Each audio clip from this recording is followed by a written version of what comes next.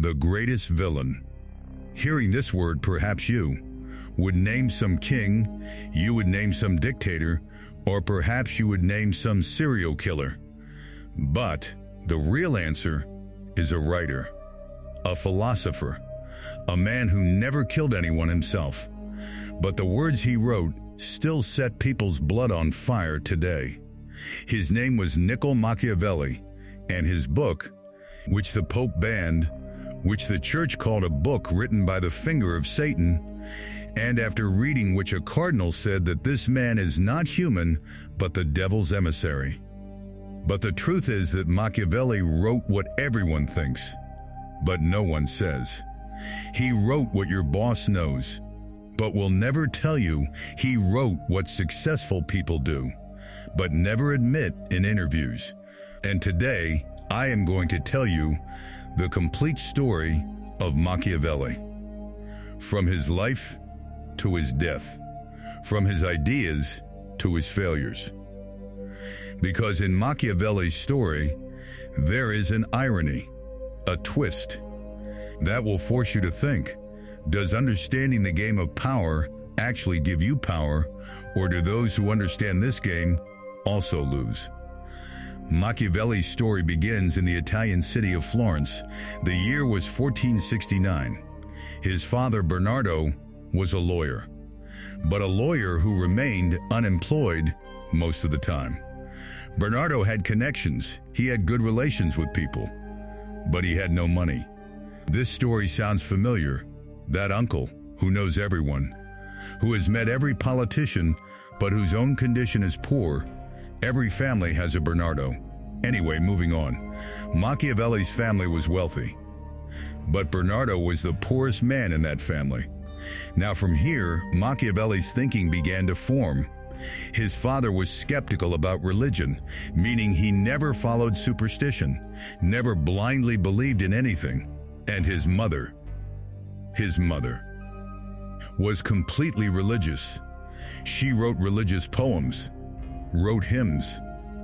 So, from childhood, Machiavelli was seeing two worlds. On one side, the lies of religion, on the other side, the truth of religion. On one side, his poor but wise father, on the other side, his wealthy but blind relatives. This combination, this mix, this very thing, would later make Machiavelli the world's most controversial philosopher. Now understand what Florence was like at that time. On paper, Florence was a republic, meaning the rule of the people. There was a system where every 2 months, new leaders were chosen by lottery, meaning like a lucky draw. Now pause for a second and think. If this system were implemented in your country today, a new PM, a new CM every 2 months via lucky draw. Tell me in the comments, would corruption end? Or would the country's condition become even worse? The people's idea at that time was that no one man should remain in power for too long, that no single family should control the entire city. But the reality was something else. In reality, a mockery was made of this entire system. A wealthy family named the Medici family, had taken the whole system into their fist. They would put the names of their favored people into the lottery system. They would get their sycophants into power. Florence was a dictatorship in the name of democracy. And this wasn't just about Florence. This was a situation all over Italy. Everywhere corruption, everywhere deceit, everywhere people with two faces. Today one thing, tomorrow something else. Today on your side, tomorrow on theirs. Mercenary soldiers, meaning hired soldiers. They would switch sides to whichever paid more. Leaders, friends one day, enemies the next. Machiavelli was seeing all this from childhood. This was happening before his eyes. And then one day, something happened that was permanently etched into Machiavelli's mind. When he was only 9 years old, some people conspired against the Medici family. but they were caught. And what happened to them, Machiavelli saw with his own eyes.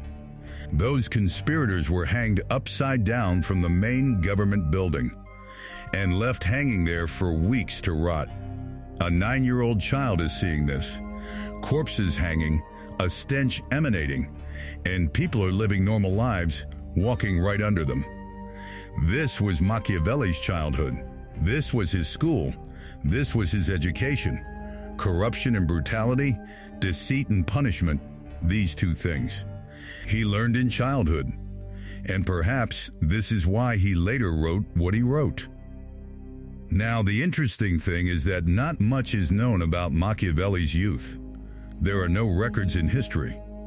But what is known is that in 1494, when the Medici family was driven out of Florence, Machiavelli got a position in the government. He began writing government documents, handling official papers, and within a few years, his promotion started. First, he got the Second Chancery, which was one of Florence's 2 most important government departments. Then he became Secretary of the Ten of War, which handled foreign relations and war preparations. And all this happened when Machiavelli was just 28 years old. In today's time, people at 28 are building their resumes. Machiavelli, at 28, became Florence's top diplomat. And the most interesting thing, no one knows how. There is no document, no record, no evidence of what he did to deserve these positions. Perhaps he did what he later wrote in his book. Perhaps he played the same games. That he teaches others. For the next 10 years, Machiavelli remained Florence's most important diplomat. But here was a problem. Florence was the weakest among the main Italian states. So no matter how talented Machiavelli was, there wasn't much for him to work with. His diplomatic missions yielded no extraordinary results, but perhaps that wasn't even his fault.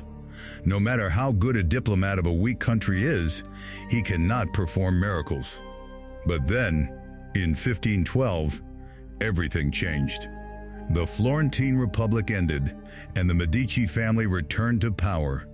And the Medici family suspected that Machiavelli was against them, so they arrested him. They tortured him, and then they exiled him. They banished him. The man who was a top diplomat at 28 was now a nobody thrown out of his home. But this is where Machiavelli's real story begins, because sitting in exile, remembering the experiences of his entire life, he wrote the book that changed the world. The name of that book was The Prince. Now, before understanding The Prince, you must understand why Machiavelli wrote this book. He wrote this book for Lorenzo de' Medici, for the head of that same Medici family that had him tortured, that had exiled him. Machiavelli wanted a job. He wanted to return to politics. So he thought, I will write all my knowledge, all my understanding into a book and gift it to the Medici. Perhaps by impressing him, I might get back in. Remember this point. It will be important later. Now let's come to the real teachings of the Prince. The philosophy prevalent in that era was that a leader's greatness is measured by his goodness, meaning a king's greatness is measured by his virtue, by his morals. Good man, good king. But Machiavelli threw this entire idea away. He said that only one thing matters for a leader: creating power and maintaining power. Being good is not a sign of greatness.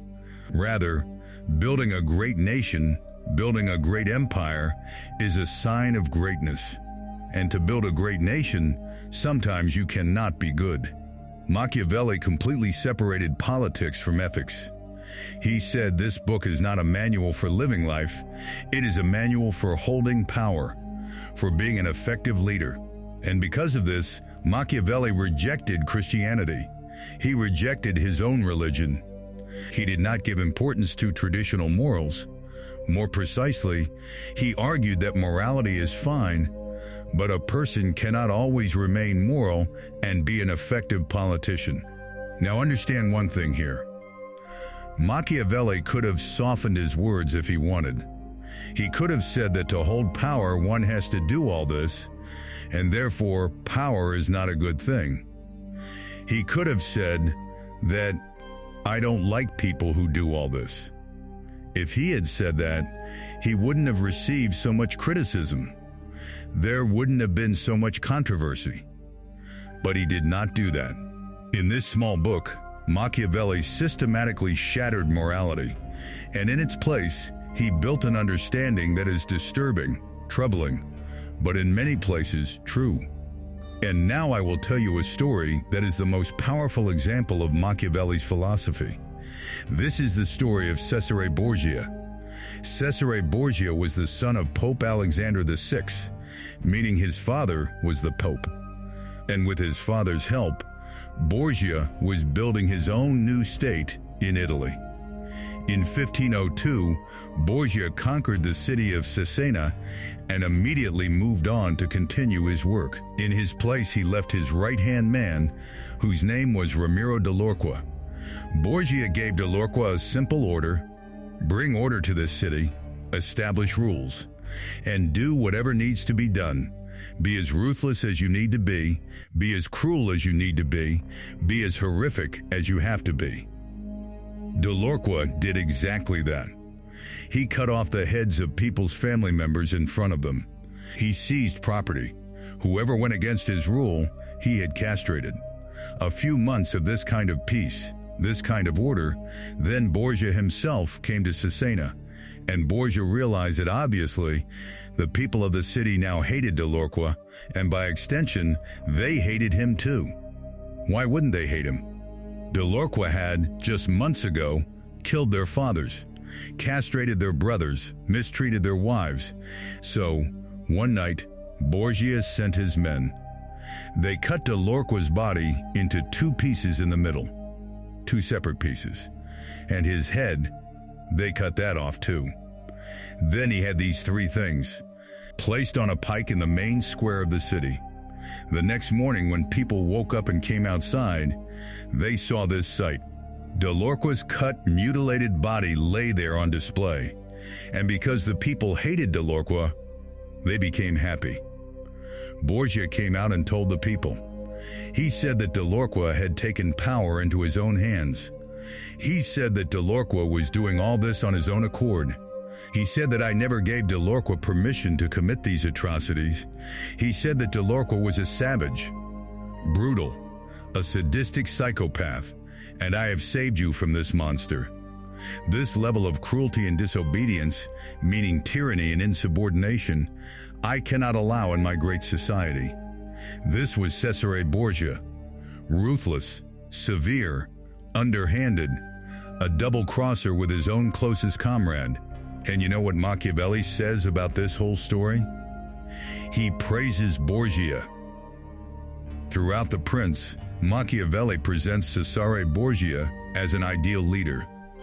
Machiavelli says, look what Borgia did.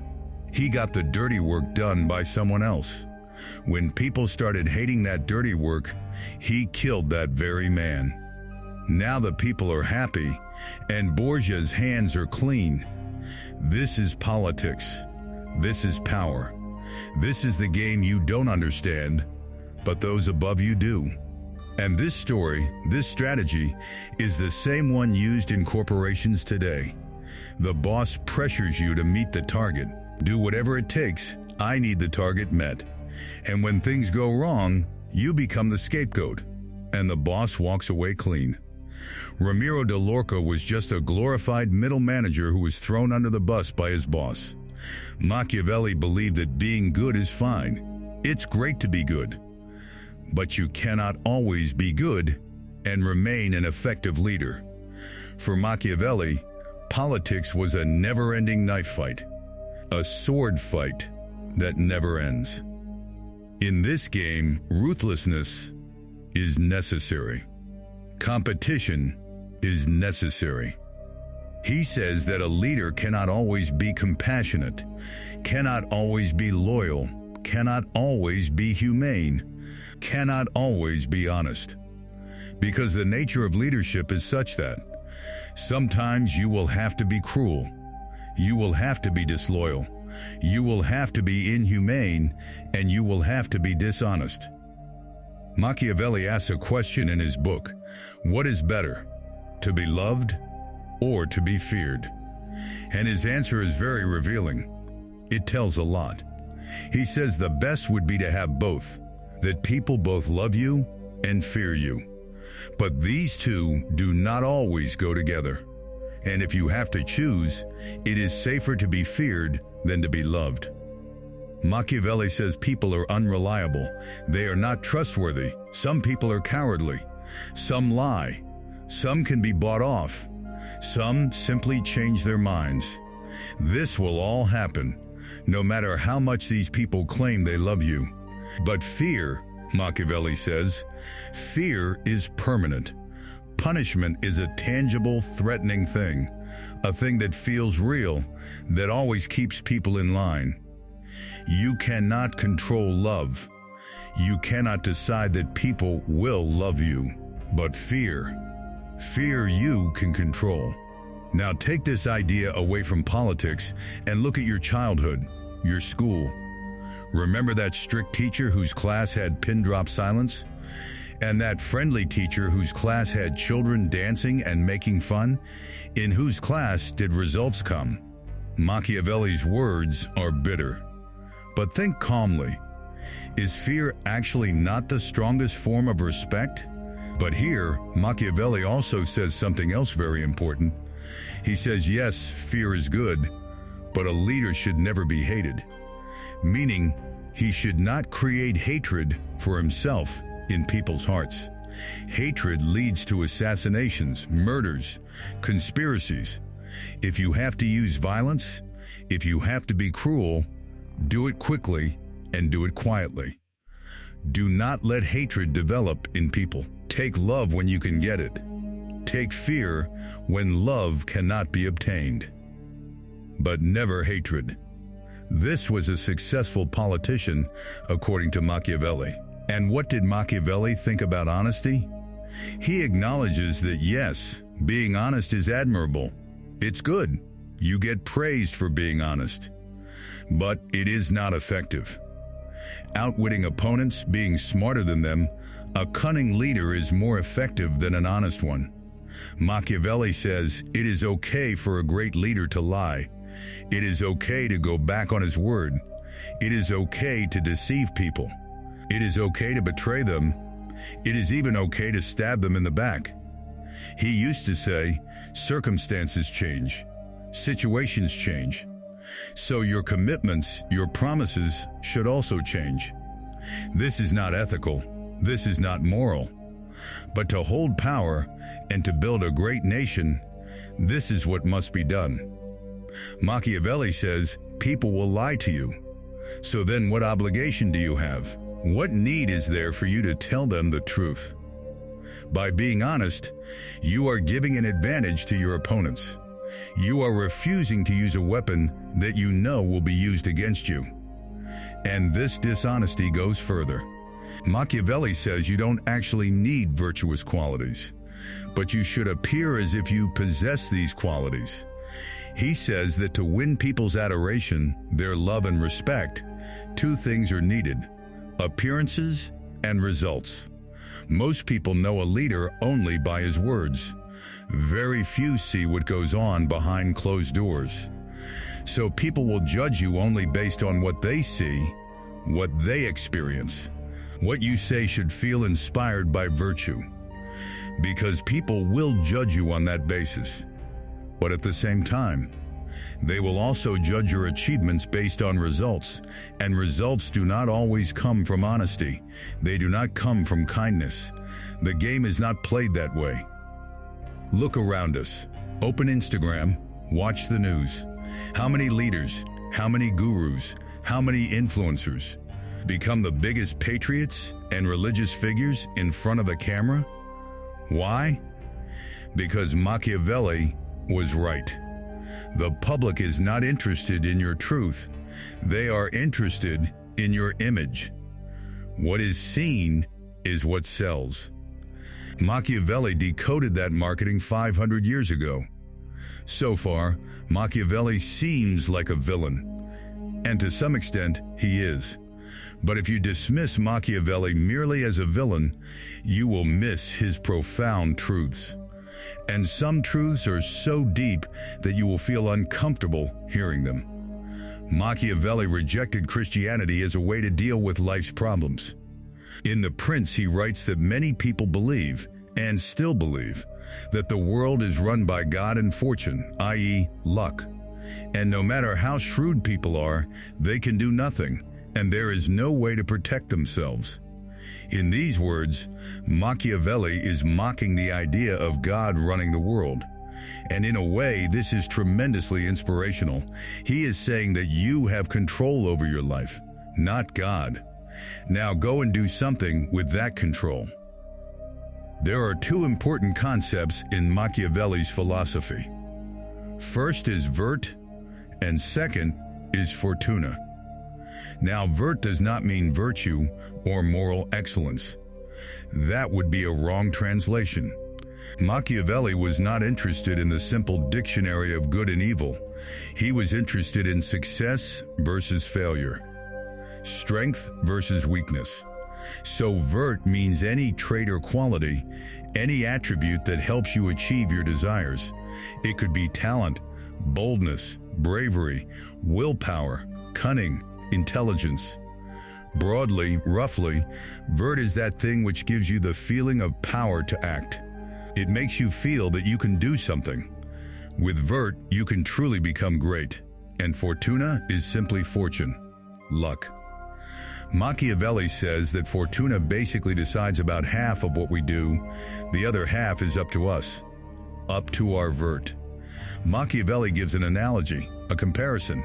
He says there is a river that floods regularly. It floods and destroys a village, kills people. This is Fortuna. But we can do something with this Fortuna.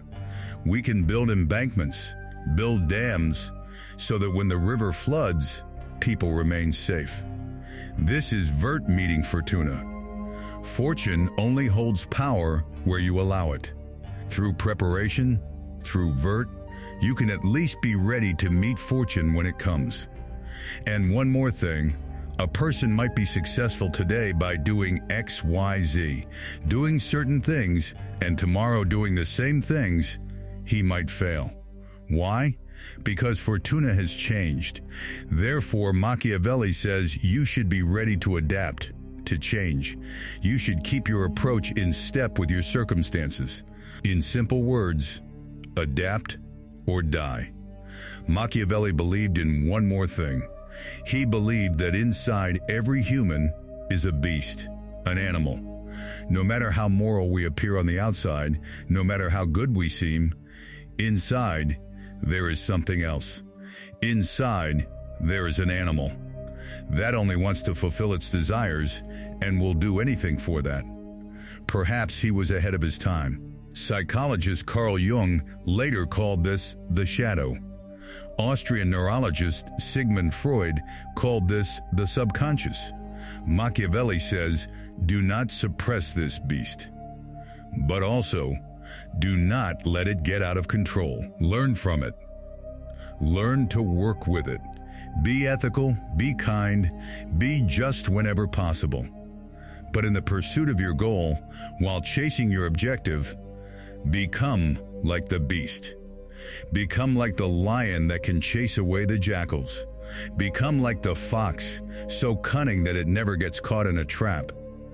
If you only play by human rules, ethics, and methods, you will always remain limited. But Machiavelli's most powerful insight, his most chillingly accurate point, is this.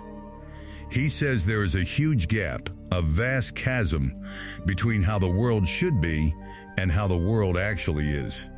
And if you conduct yourself according to how the world should be and not as it actually is, you are writing your own destruction.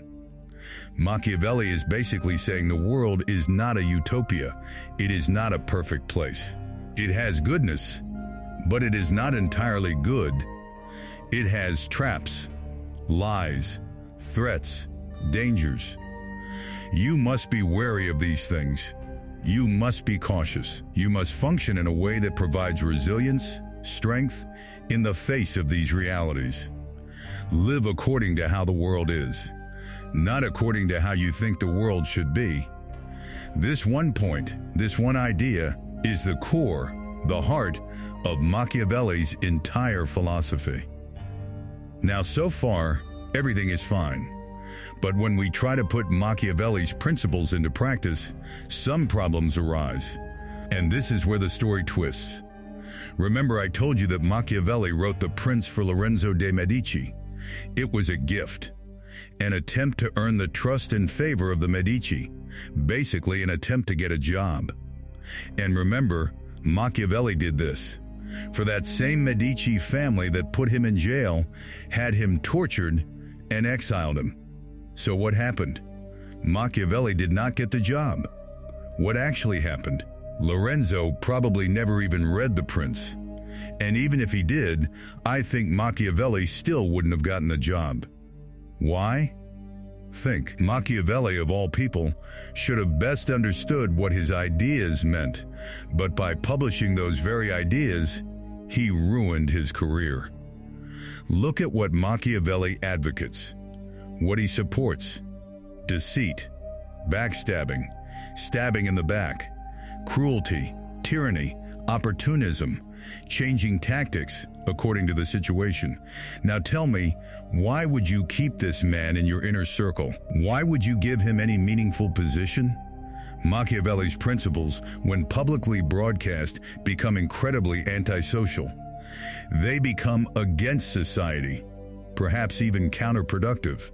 At the very least, it can be said that Machiavelli sacrificed himself to spread his ideology.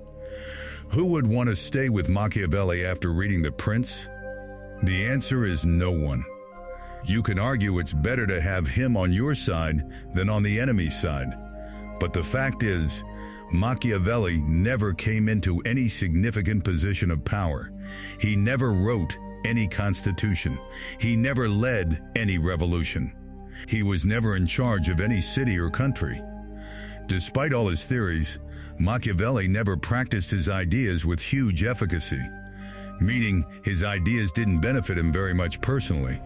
There is no record of him doing anything Machiavellian. Yes, he advocated secrecy and cunning, so perhaps he hid something from history, but historical records of his life shed no favorable light on him beyond his authorship. Yet still, Machiavelli's legacy is strong. His influence is powerful. His writing undeniably left its mark on history. The Prince was not published during Machiavelli's life, but when it came into print, an English cardinal declared that it was written by the finger of Satan. Then Pope Paul IV immediately banned the book. In 1572, Jean Gentil wrote a book that firmly established Machiavelli as a villain in history. He portrayed Machiavelli as a villain in history. The book wrote that Machiavelli was a cruel, wicked Italian. Some people intentionally printed versions of his book that misrepresented his actual ideas. From this, people understood that Machiavelli only believed in gaining power and deceiving others. Gradually, his name became synonymous with wickedness and cunning. But the truth is that Machiavelli's thesis was simply that Christian morals and effective political leadership are not always compatible. They cannot always go together. I think most people today would agree with this sentiment. His ideas have not faded over time. Leaders around the world adopt his philosophy. These leaders are neither entirely moral nor entirely amoral, neither completely authoritarian nor completely permissive. Machiavelli's writings almost completely describe the game of modern politics. Today's leaders often pretend to be ethical and act upon it when the opportunity arises. The reality is that there is always a kind of divorce between policy and political ambition. And no matter which political stance you hold, I think we can all agree that this is mostly true. And now let me say my piece. Personally, I feel that his opinions on life, the world, and the methods of operating within it reveal timeless wisdom, an understanding that is always useful. That wisdom which sometimes we do not want to accept. I myself resist Machiavelli's cynicism. I avoid his negativity. I would never want to become like Cesare Borgia. Nor do I want anyone like Borgia to be a leader over me. I believe that people are inherently good. But if I said this to Machiavelli, he would laugh in my face. He would say I am doing exactly what he warns against. He would say that I am living according to how the world should be, not how it actually is. In this way, there is a single-minded determination in Machiavelli's writing. He doesn't care if he is a good person or a bad one. He doesn't care about any god. He doesn't care about friends. His philosophy cares about only one thing: power. Perhaps there is something admirable in such determination, even if it is not relevant for every person. But like every great villain, Machiavelli is dangerous. Subscribing wholesale to his ideas is dangerous. Adopting them completely is dangerous.